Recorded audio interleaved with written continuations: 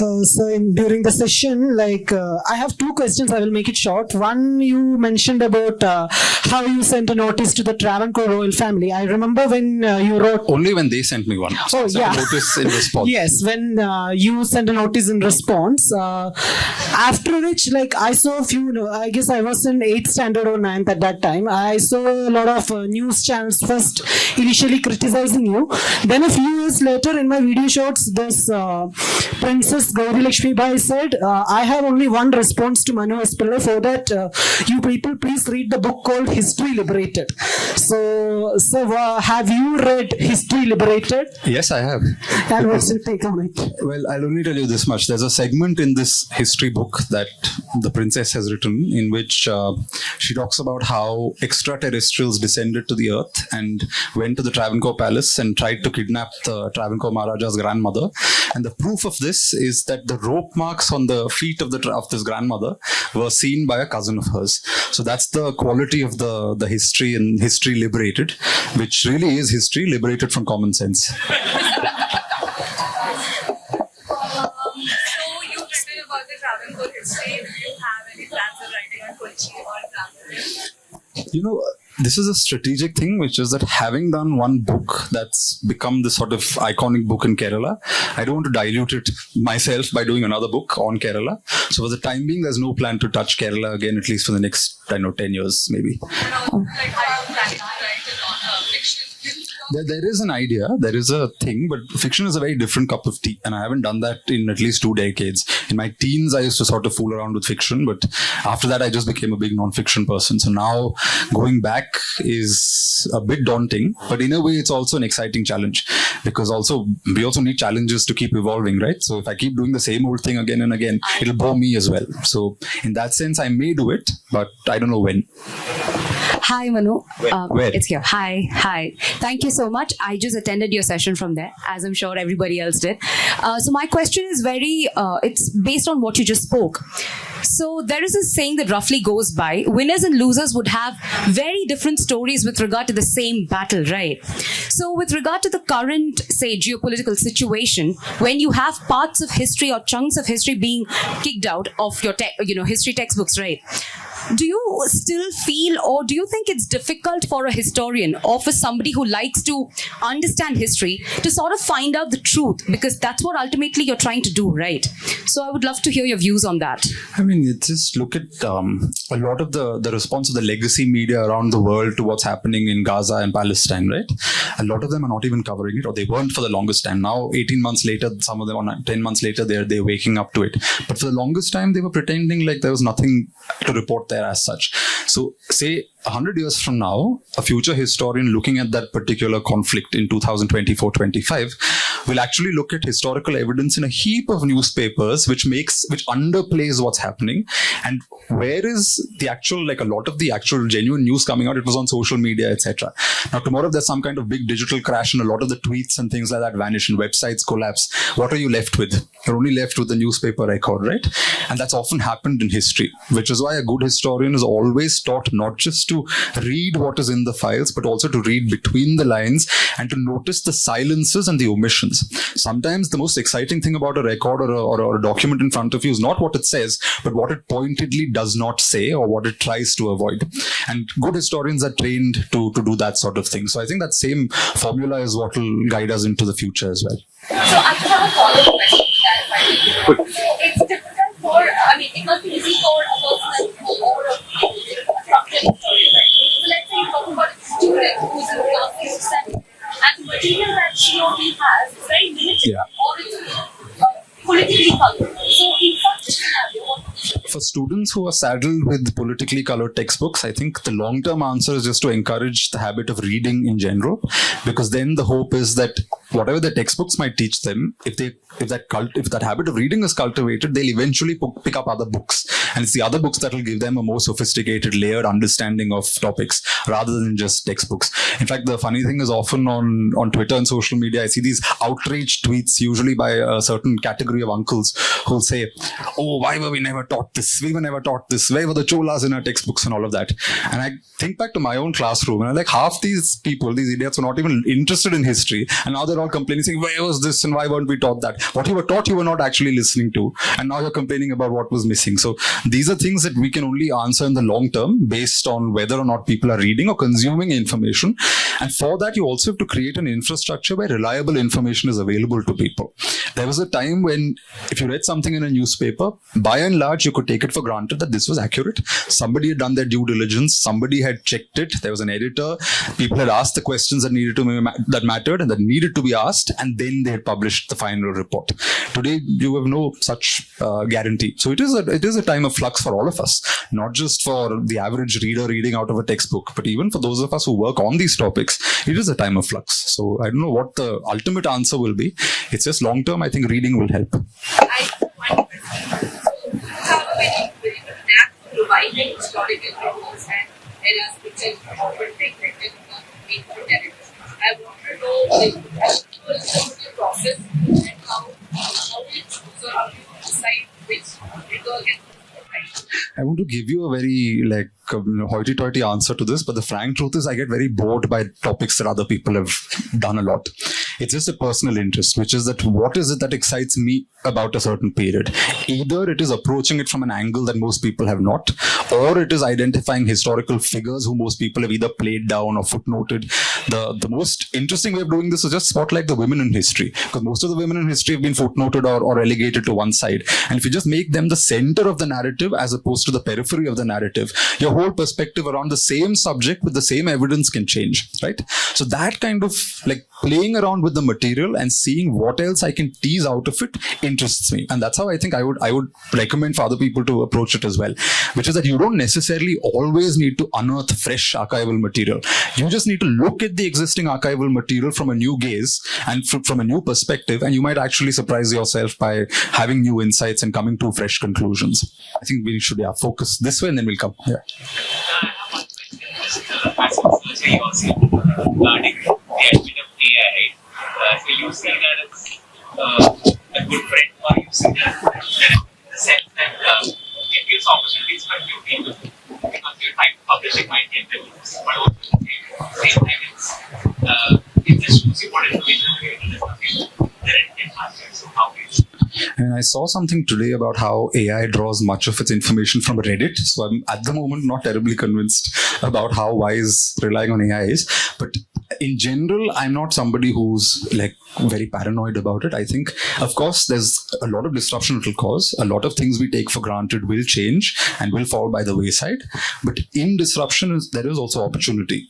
And if you ride the wave, as opposed to being intimidated by it, you can actually use AI and tame it and use it for good research and good purposes. I think good old-fashioned research you'll still have to do, but AI might simplify a lot of tasks, etc. Already, for example, in my 10 years of publishing and 16 odd years of researching, I've seen the kind of change digitization has brought about. Purely digitizing documents has brought so much change to the way we can do our research. And these scanners that, even if it's an old handwritten note, they can pick out words from it, so you can search for keywords instead of having to trawl through hundreds of pages. We still look through all those 100 pages, but it helps signal which parts of the document might be most interesting for you, simply because you have digital technology of that kind. So having seen some of the advantages from that, I'm not a purist again who thinks that AI is dreadful and terrible and everything will go wrong. I think no, there is plenty of scope for good things to also happen. As with anything, it's up to us as to how we use it. You give me a car, I can go drive it into a horde of people, or I can drive it on the road properly, right? It's my talent and what I do with the car as opposed to the car's fault. Hello, sir. I am doing my degree right now here in Bangalore. And back in Kerala too, I used to read a lot of historical books, especially I started with the Ivory Throne. So back then, I didn't have people around me who used to actually read books. And here in Bangalore, I have a few people who read, but they're not exactly reading what I read. They're more into fiction and novels. So in the auditorium too, I felt, till now, I thought that people who are actually interested in history are people who are a bit older than me, about 30, 40 years. But in the auditorium, I got an idea that you do have a young fan base. So my question is, how difficult is it to write history and actually create a name for yourself among this generation of mine who are engulfed in romantic novels and of course mobile phones. I felt a bit stung when you categorize people over 30 as old. Compared to my age. Yeah, compared to me, 50 is old, but yeah, it still stings a little bit. You'll get there one day, and then you'll know what it feels like. But anyway, coming to your question, I think there's nothing wrong with reading fiction or even fiddling around with your mobile phone. Frankly, as I said, depends on what you do with your mobile phone. I can use my mobile phone to look at 20 horrible WhatsApp forwards on a resident welfare association group, or I can use my mobile phone to look at something interesting. There are distractions, there are all of those things, but that's always going to exist in the world one way or the other. Even before mobile phones came, it wasn't like everybody was sitting and reading books. Other people wanted football, somebody else went out and played cricket, and some nerds like me sat and read books. That's how the world operated even then.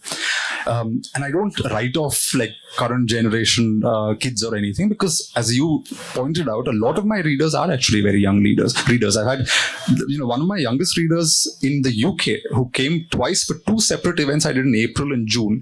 He came with his parents, drove for 2.5 hours and came for the event, and his parents had to come because he was only 14 or 15 years old, so obviously he couldn't come 2.5 hours away for a talk on his own, so he dragged his parents along with him. So clearly there are people in all generations who are interested, and I think the duty of any writer is to be able to build that audience slowly and identify where their crew or their tribe really lies. And maybe for me it's worked out a certain way, not because you've consciously done it. I'll also say that in today's world, it's not merely the book that makes the difference, because there's lots of wonderful books that come out, but in the world of social media, etc., increasingly the authors also have to be out there, and our faces and our voices and our the rest of us is also there, which earlier generations necessarily didn't engage with books like that. So again, you turn that into an opportunity, right? Why should I hesitate when it comes to using social media?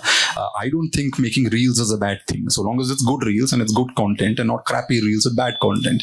But using those forms also helps, because it helps me reach a new audience as well. And ultimately, every writer, no matter what they say, everybody wants to be read. Everybody wants an audience. And there's no point pretending otherwise, saying, I'm just satisfied writing my book. Well, if you're that sagely, then maybe, but I don't think most people are like that. Most people want an audience, and you just have to build that audience over a period of time. For me, it's taken over a decade now that I've been able to do that. So nothing in life comes easy. You have to build it, and keep building. Hi, Manu. Where? Oh, sorry. Okay. Hi, Manu. It's an honor. And then we come to you. So, I stumbled on your work because I was curious about the history of my people, which is how it calls itself the Syrian Christian community.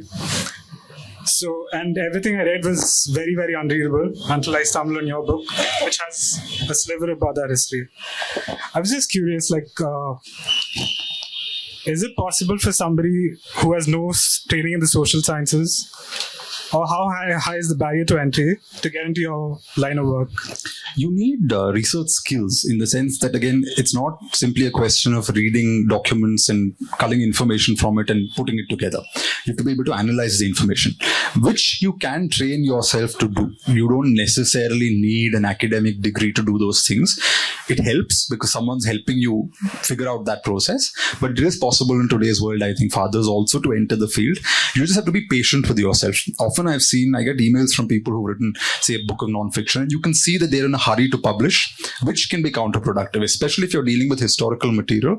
You have to be patient with yourself, because you may write something and then 3 months later, you come back and look at it with fresh eyes and you realize, hold on, I've actually missed something. Lapsed often due to the same reasons or similar reasons, which is usually internal, not an external horde coming and suddenly invading, but internal crises, things falling apart from within, corruption, internal bickering, fighting, that kind of thing.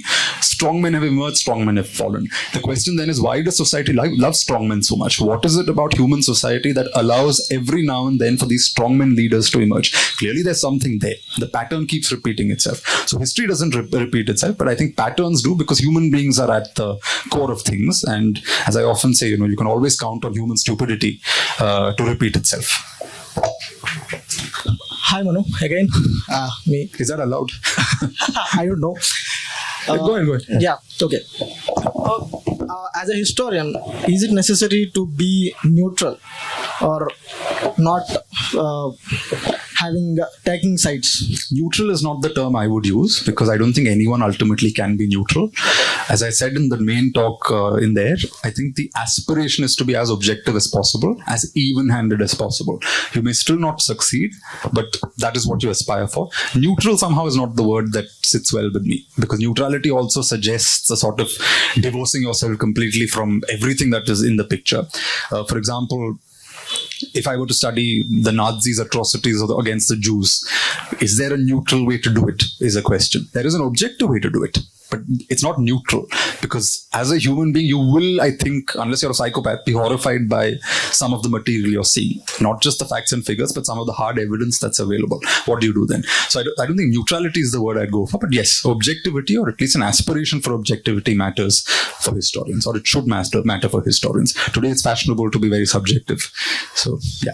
Hi, Manu. Where? Here. I'm Dheeraj. See, how do you see history? Like, what is the relevance of history in present days? Because it was a major tool which all these political blocs use for their existence. So, how do you look history at present days? What do you think its relevance is? History answers everything about our present. Why the present is structured in the way it is, why we have the social institutions that we have, why we live in a world of nuclear families as opposed to joint families 100 years ago, why you're wearing a shirt and I'm wearing a shirt, why we're having this conversation in the English language, why you and I are not wearing turbans when our ancestors wore turbans based on caste and region and all of those parameters. Everything, even the hairstyles we have is determined by history. Since, traditionally I would have had a kurmi, one like long hair and all of that. You would have had something else. But today all men have this standardized Western style haircut that the Brits brought in, originally in the army, etc. And that just became a standardized bureaucratic Sarkari hairstyle. We've all appropriated. Everything about us is explained by history. Practically the choices we make, the world we live in and operate, all of that is answered by history. Which is why history is also political. Because political parties need to weaponize history or sort of take history on board to justify their ideologies and positions, right? Because history matters so much in explaining the present. And for that reason, if you explain the present a certain way now, using history, it also determines the course of the future, which is why people also fight over history. Because when they're fighting over history, they're not actually, when people fight over Aurangzeb 3 or 4 centuries ago, they're not actually fighting over Aurangzeb. They're fighting over the future, and they're fighting over the future of how we interpret the country and how we interpret the idea of the nation, who belongs, who doesn't belong, etc. So history is as much about the present and the future as it is about the past.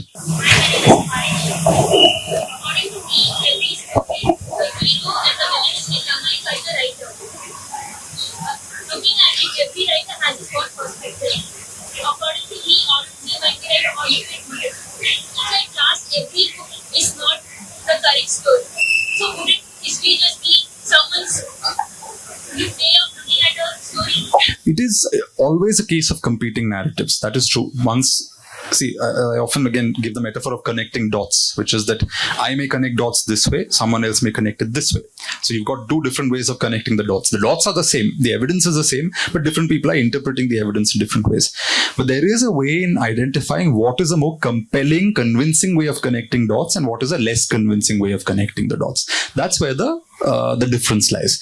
There'll be 20 different narratives on all kinds of historical episodes and events. But the question is who's been able to explain it in the most convincing manner and rigorous manner, bringing on board a diversity of resources and material, etc.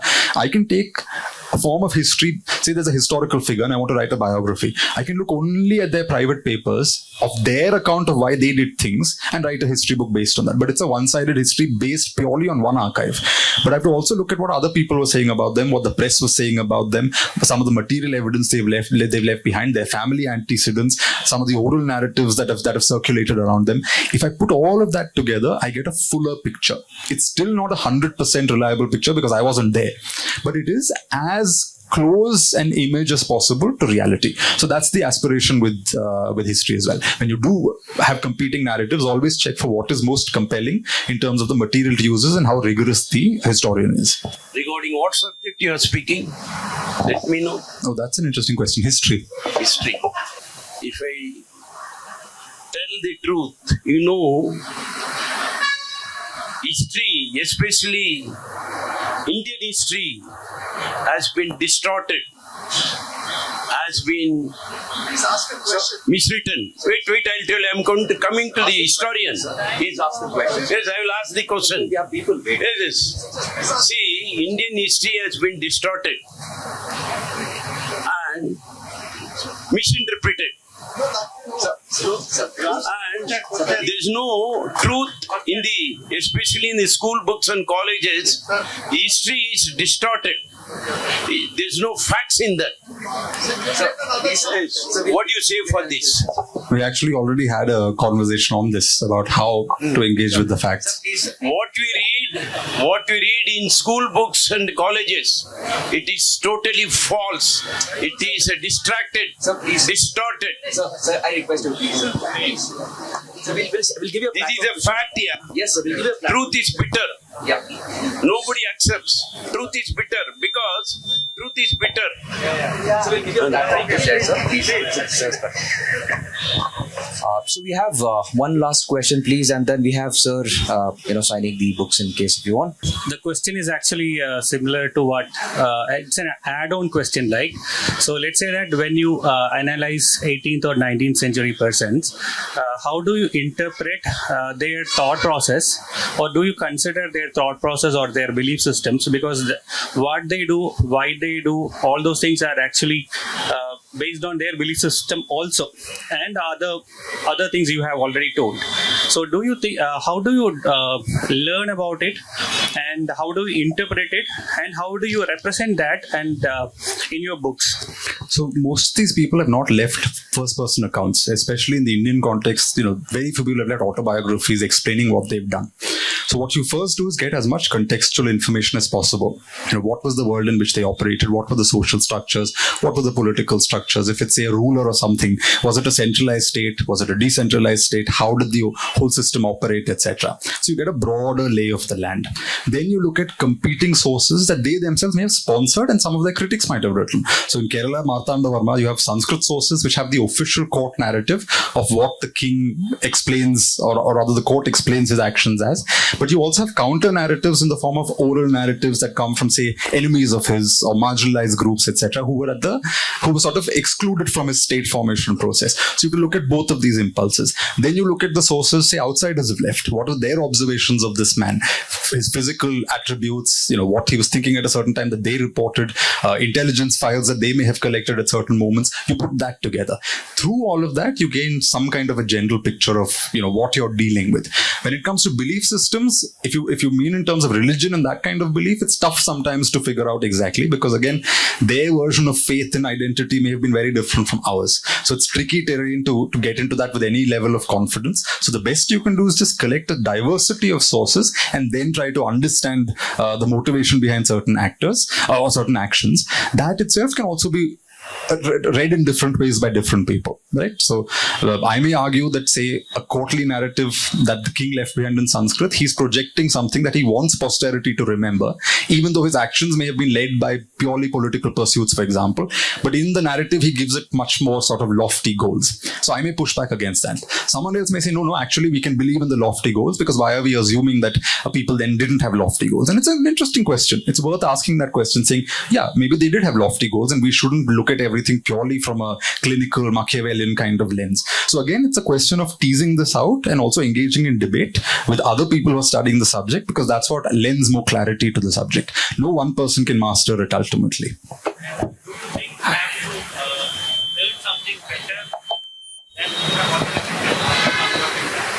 Learn something better. Yeah, that always happens. I mean, because the thing is, eventually when you're also doing a book, you have to set a deadline. My first book I worked on for 6 years. At the end of 6 years, I'm like, okay, now I can't keep doing this for another 6 years, right? But for example, I remember that time there was a diary of one of these British tutors who had come to Travancore, and 3 volumes, and I saw it in an auction catalogue, and I tried to persuade the auction house to tell me who had bought those diaries and where those diaries were. But they were like, client confidentiality, we can't tell you. So I couldn't refer to those diaries because they had vanished into somebody's private collection. Funnily enough, after the book came out, 1 or 2 years after the book came out, I was at dinner where somebody on their iPad started showing me some pictures from a diary. And I was like, wait, this is that diary that I was looking for. And then I got it. And later, when I did a chapter on Travancore in my 4th book, I incorporated the diary into that chapter so that I was able to finally use it for something. And recently, in fact, I wrote a whole essay based purely on that diary. So you can play with fresh material in new ways. You hope that fresh material doesn't come and completely upset your conclusions. Luckily, that hasn't happened to me. If anything, this only reinforced certain aspects that I had already written about. On that note, thank you.